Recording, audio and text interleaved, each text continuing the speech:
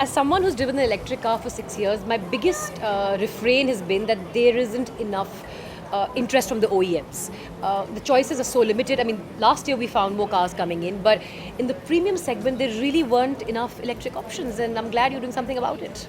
Absolutely. So we have 5 cars to offer for our customers, and we believe that future is electric.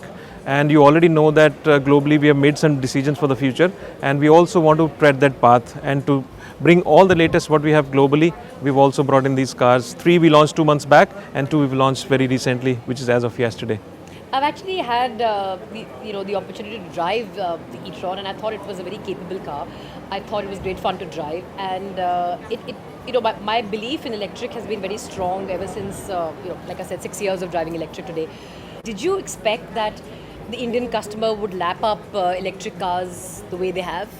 Well, absolutely, we are zapped with the kind of response that we've got, and I can share with you, initially I wish you'd consulted with me. I would have told you the Indian customer is waiting for the OEMs to oblige.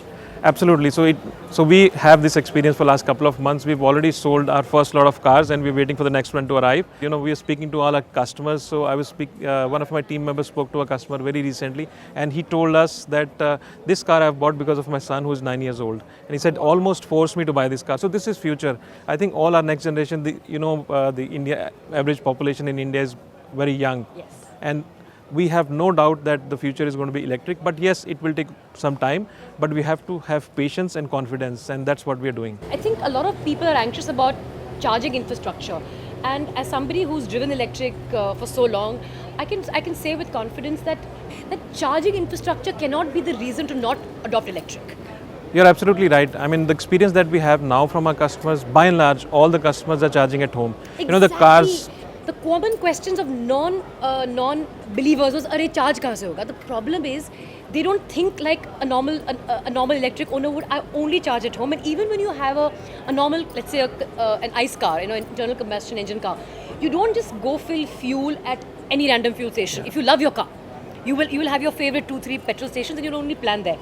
So charging, especially now that we know with the e-tron the range is going over 300 kilometers. You need to charge it twice a week, and really nobody's running their cars 5,000 kilometers a week that you're going to be, needing to recharge, unless of course you're doing a road trip. That remains a challenge. I don't know when and how that's going to get. So we have a solution for that as well. Oh, you do? Okay. So first of all, the charging range for our cars is, for the car e-tron GT, it's 500 almost. So first of all, that it's good enough. The second, we also have a solution for our customers. We have My Audi app, wherein you go My Audi app, and wherever you are, you can just find the nearest charging point. Yes. So these facilities are available, and let's say you're traveling any highways, we already have many charging points available. So it's not that Delhi Chandigarh, for instance, easily. at Karni Lake Oasis. Absolutely. Yes. Mumbai, Pune, wherever you Mumbai, go, there Pune are as well. and there are high-speed charger. You stay there for 30 minutes, you charge and carry on. When I get my car, what's my battery life? What happens to my car in 3 years? So as far as the battery goes, we have 8 years warranty on the battery. 8 years, and okay. It's 160,000 kilometers. So all these things are taken care of. Okay. When we build the brand, when we get these cars, and these are all global products. So all these things are taken care of. So all perception also for this, and what happens to the battery. A lot of people who are critiques for sake of being critiques, who haven't bought into the future, who are resisting the future, say things like, "Oh, but the car may be clean, it may be zero emission, but it's not clean because it's not being charged by electric power," and which is what I was talking about earlier. That today a certain part of our power, I would say more than half our power, comes from thermal power. Yep. But in the years to come, we are going to have a significant amount of solar power being Absolutely. added to our grid. Over 100 gigawatts of solar power, some new hydro power projects, wind projects coming up. And over time, and I would put a 10-year horizon, I mean, I'm going to be a little conservative and say, in 10 years, we're going to see maybe 80% of our power coming from clean sources, one. And I'm confident there's also going to be a lithium-ion battery disposal solution which will come up very, very soon. Yeah.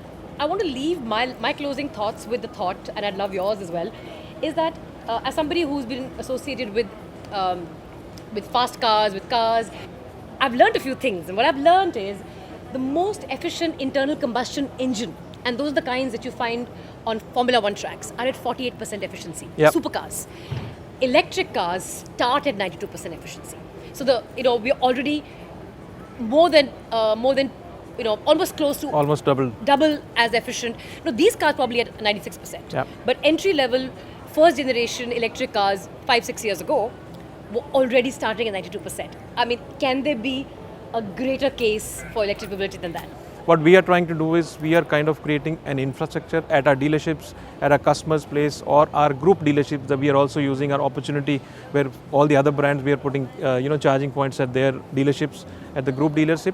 And what we are also doing is establishing e-tron as a brand in India. So not just these 5 cars, you will also see in the coming years more cars from our side. So what we are intending to do is at least 15% of our sales by the year 2025 should be from electric cars. So that's our bit that we are doing. So let's hope that things are moving faster. But so far our experience has been that the acceptability from the customer's point of view has been much faster than we could imagine, and we are so happy about it. I wish you all the best. Thank you. And I hope you guys sell many, many, many cars. Thank you.